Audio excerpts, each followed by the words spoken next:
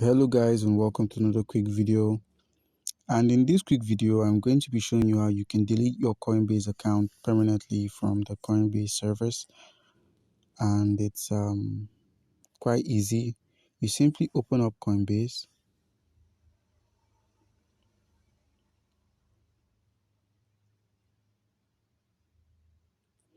and once it's opened up you simply click on the icon at the top left corner of the screen,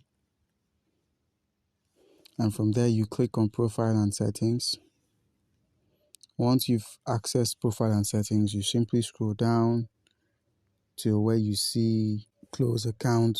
It's actually here where you see close account. You click on close accounts, and what I would advise is you simply do not close your account if you still have assets here.